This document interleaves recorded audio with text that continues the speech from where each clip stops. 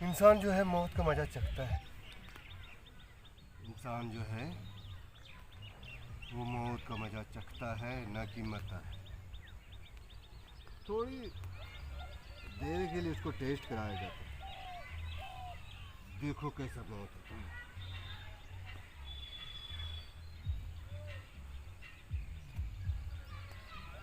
ये घास आप देख रहे हैं,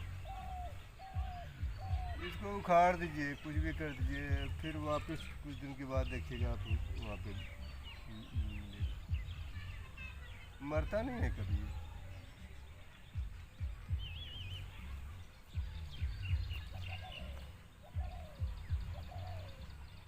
जब ये मामूली घास नहीं मरता तो इंसान कैसे मर सकता है? इंसान जो है वो अशरफुल मखलूक़ात है। दुनिया में जितनी भी चीज़ें हैं, सब चीज़ों से अशरफ अल्लाह ने इंसान को बनाया है, और वो मर जाएगा। तो हमारे वालिद मोहतरम हज़रत मुजद्दिद अब्दुल क़य्यूम शाह रहमतुल्लाह अलैह का कलाम है, मर्रे मस्ता मरने से पहले, मर्रे मस्ता मरने से पहले दीन गुरु बताए।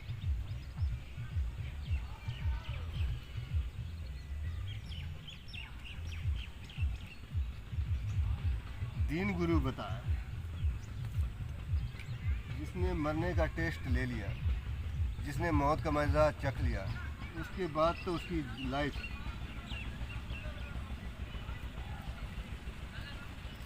तो हमको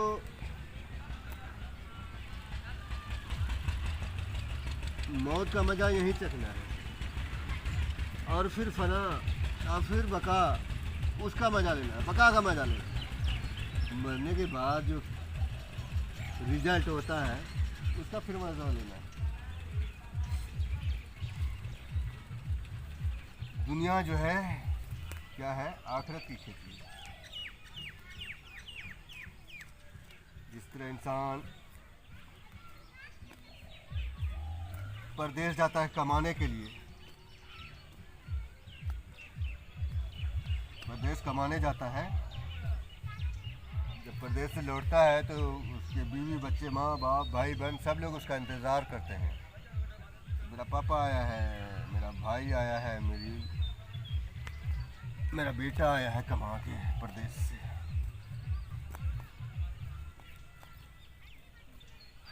किसी के लिए कुछ तोहफा, किसी के लिए कुछ तोहफा, किसी के लिए पैसा, तो सब लोग खुश हो जाते हैं। अगर वही आदमी कुछ लेके नहीं आए तो फिर क्या होगा? फिर तो नाराज़गी ही होगी। उसी तरह दुनिया में हम जो आए हैं, रब ने हमको भेजा है कमाने के लिए। अगर हम रब के लिए कुछ ना लेकर जाएं तो रब नाराज़ नहीं होगा। पूरी ज़िंदगी 70 साल, 60 साल, 100 साल की ज़िंदगी हमको रब ने दिया है। इसलिए दिया है आखिरत की खेती करने के लिए।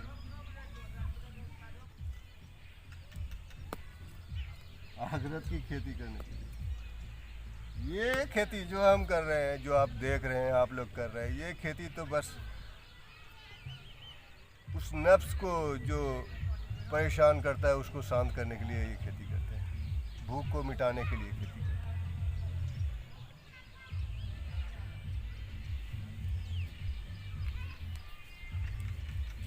दुनिया की जब खेती हम करते हैं तो खाद पानी पता नहीं क्या क्या डालते हैं।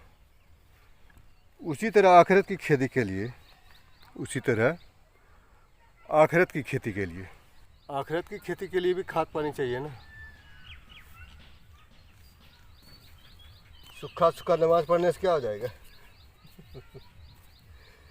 सूखा सूखा रोज़ा रख लिया तो क्या हो जाएगा? अल्लाह को क्या मिला? सूखा सूखा रोज़ा से अल्लाह को क्या मिला? अरे अल्लाह को भी तो मिलना चाहिए, गिल्ला होना चाहिए ना, कुछ नमकीन, कुछ मीठा, तड़क भड़क होना चाहिए।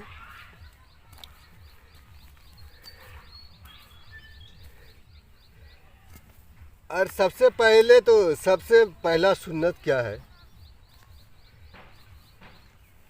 नमाज तो होती नहीं है, क्योंकि नमाज तो मुसलमानों के लिए है ही नहीं, नमाज तो है मोमिनों के लिए। तो सबसे पहले तो आप मोमिन बनिए ना, पहले ये सुन्नत अदा कीजिए।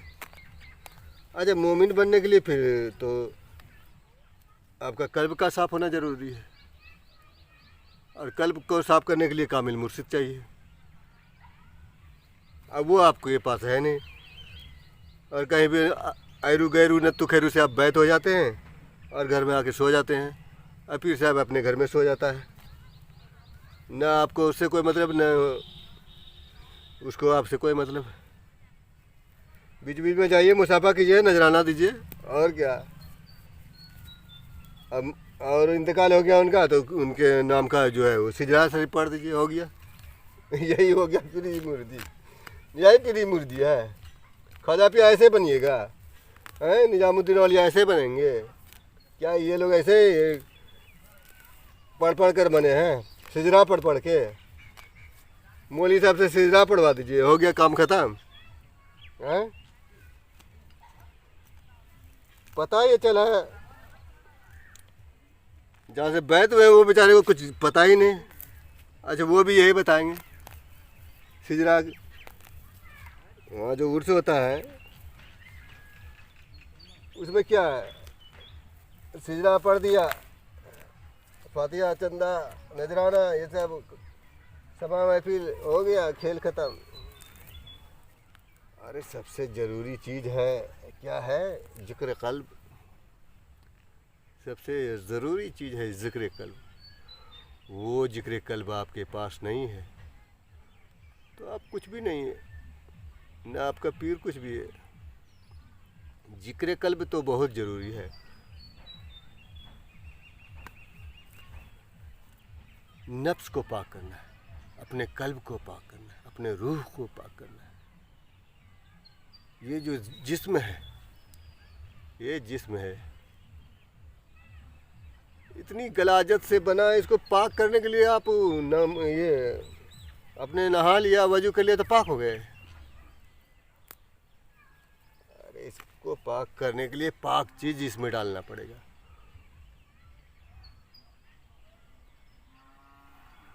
वो पाक चीज़ क्या है?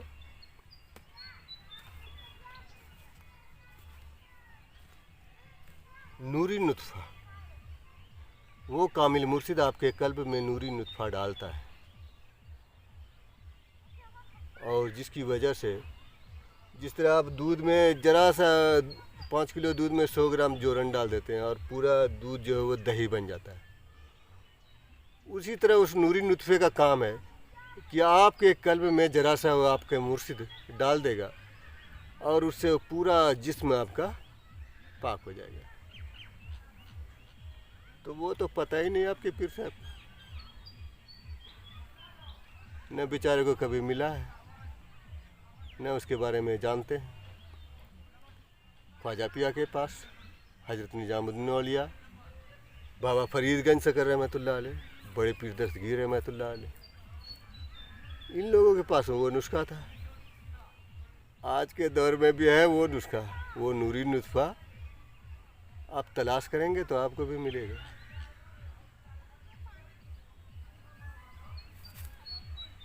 नहीं तो खानकाहों में गद्दी नसीनों के पास जाइए, वो तो बेचारे गद्दी चलाने वाले हैं, उसको कहाँ पता है ये नूरी नुत्फ़ा होता क्या है।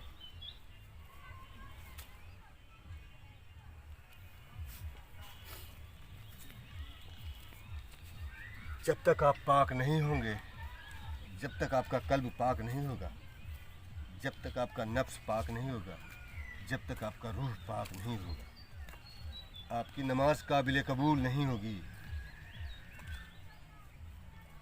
क्योंकि नमाज मोमिनों के लिए है, न कि मुसलमानों के लिए। तो आप पहले मोमिन बन जाइए। मोमिन बनने के लिए कामिल मुर्शिद पकड़िए। और कामिल मुर्शिद की पहचान क्या है, सबसे बड़ा सवाल है। लोग तो फंस जाते हैं।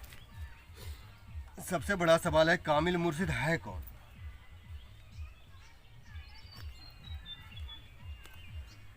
आपका जो कल्ब है वो अल्लाह अल्लाह की धड़कन से आबाद हो जाए। जिस मुर्शिद ने आपके साथ ऐसा किया और आपके साथ ऐसा होने लगा वही कामिल मुर्शिद। जिसने आपके धड़कन को अल्लाह अल्लाह में लगा दिया वही कामिल मुर्शिद है, वरना सब तो है, बाकी सब लालू प्रसाद है।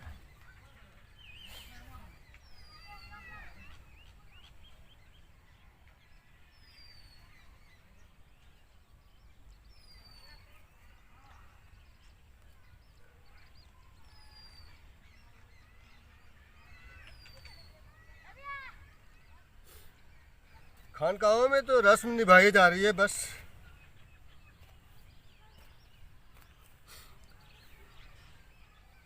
अच्छा, बड़े बड़े खानकाहों में क्या होता है?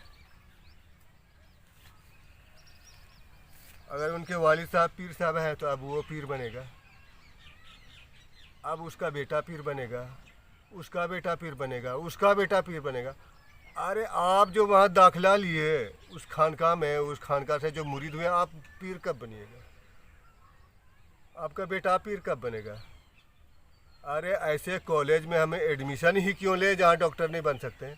आपको मालूम पड़ जाएगा टीएनबी कॉलेज में पढ़ने के बाद हम डॉक्टर नहीं बन सकते, हम प्रोफेसर नहीं बन सकते, हम इंजीनियर नहीं बन सकते, तो आप एडमिशन करवाइएगा? सोचने वाली बात है। कभी नहीं उस कॉलेज में एडमिशन करवाइएगा, कभी उस कॉलेज में दाखिला नहीं करवाइएगा जहाँ आप इस चीज़ के लिए दाखिला लिए हैं वो चीज़ आपको नहीं मिला। जब आप डॉक्टर नहीं बनेंगे तो टीएनबी कॉलेज क्यों जाएंगे? जब आप प्रोफेसर नहीं बन पाएंगे तो टीएनबी कॉलेज क्यों जाएंगे? जब आपको कोई नौकरी नहीं मिलेगी तो आप टीएनबी क्यों डिग्री लेंगे? तो हम दूसरा कॉलेज तलाश करेंगे ना।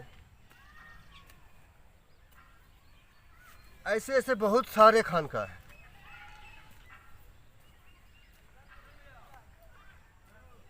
तो हम वो ऐसे स्कूल में दाखिला लेना है कि हम जहाँ से इल्म सीख सकें, और अगर हमारी ख्वाहिश है कि हम वलायत वली बने, मखदूम बने, या जो भी हम बने, जो भी हमारी इच्छा है, हालांकि ये सब तो अल्लाह की तरफ से होता है। अल्लाह की रजा और आपकी मेहनत दोनों जब मिलेगा तब आप किसी मकाम को हासिल कर पाएंगे। अल्लाह की रजा और आपकी मेहनत, आपकी लगन, सच्ची मेहनत। नहीं तो हाथ चूमते रहिए और पैर चूमते रहिए, उसको भी मज़ा आ रहा है, चटर चटर कर रहा है वो भी बेचारा पीर साहब, और मुरीद भी चटर चटर कर रहा है। अरे हम तो उस वहाँ से बैत हुए हैं। अरे हुजूर सल्लल्लाहु अलैहि वसल्लम के हाथों पर बैत हो जाओ, कुछ नहीं होने वाला है तुम्हारा। कितने मुशरिकीन हो गए उनके हाथों पर ईमान लाने के बाद भी, मुनाफिकीन हो गए।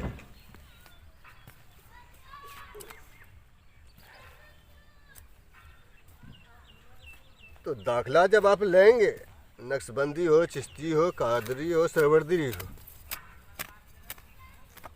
जिस भी कॉलेज में आपको एडमिशन लेना है, सब कॉलेज अच्छा है, सब कॉलेज अच्छा है, लेकिन उसका प्रोफेसर कैसा है वो आपको जानना ज़रूरी है।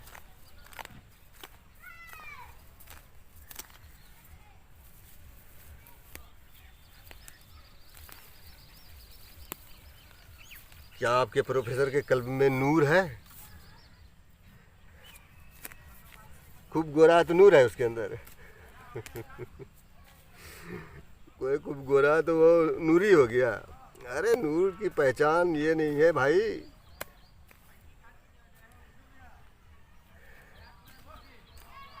नूर की पहचान नूर वाले ही करेंगे, सबके बस की बात नहीं है।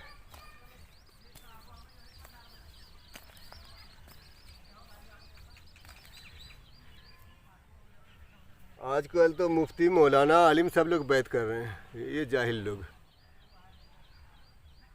सब अल्लाह के घर में, इन जाहिलों ने खेल बना रखा है।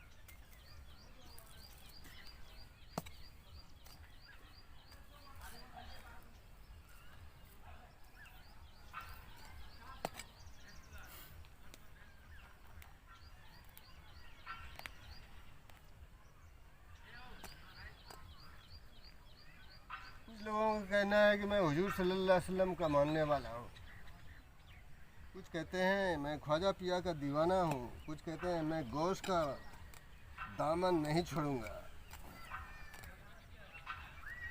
अरे गौस का दामन या हुजूर सल्लल्लाहु अलैहि वसल्लम को मानने वाले,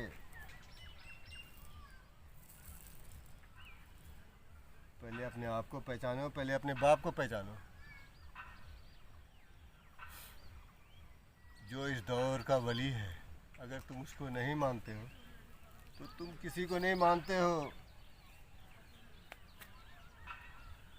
जब तुम अपने बाप को नहीं मानते हो तो तुम दादा को कैसे मानते हो? तो दादा तुमको कैसे मानेगा? तो बाप को मानना जरूरी है, न कि दादा को, न कि परदादा। जो सीढ़ी है वहाँ से शुरू करो।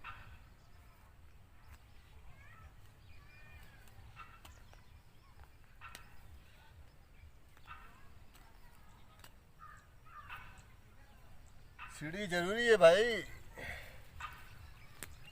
हुजूर सल्लल्लाहु अलैहि वसल्लम के मानने वाले, चेहरा देखो आईने में, हुजूर सल्लल्लाहु अलैहि वसल्लम को वही मानता है जो इस दौर के खलीफा को मानता है। इस दौर का जो खलीफा है वो उसको मानना ही पड़ेगा। हुजूर सल्लल्लाहु अलैहि वसल्लम ने जब नबूवत का ऐलान कर दिया तो लोग भागने लगे, अरे ये तो उसका बेटा है, ये नबी, अपने आप को नबी कहता है। जब तक नबूवत का ऐलान उन्होंने नहीं किया था तब तक सब ठीक था। लोग उनके पास जाते थे, बैठते थे, उनकी बातें सुनते थे, अच्छा लगता था। लेकिन जैसे ही उन्होंने नबूवत का ऐलान किया लोग भागने लगे। कुछ लोग रह गए उनके साथ। ये कैसे हो सकता है? एक अनपढ़ जाहिल गवार कहता है नबी हूँ मैं। तो मैंने पहले क्या कहा था? पोथी पढ़ पढ़ जग मुआ, पंडित भयानक होए, 2.5 अक्षर प्रेम के पढ़े तो मरने हो। अरे पोथी पढ़ने की ज़रूरत नहीं है, कुरान पढ़ने की ज़रूरत नहीं है, या रामायण महाभारत वेद, वो 2.5 अक्षर पढ़ लें आप, उसी में सारा राज छुपा हुआ है। 2.5 अक्षर के अंदर ही सारा राज है। कुरान का सारा मगज उसी 2.5 अक्षर के अंदर है। वैसे जानकारी के लिए पढ़ना चाहिए, कुरान हदीस सब पढ़िए, वेद रामायण सब पढ़िए।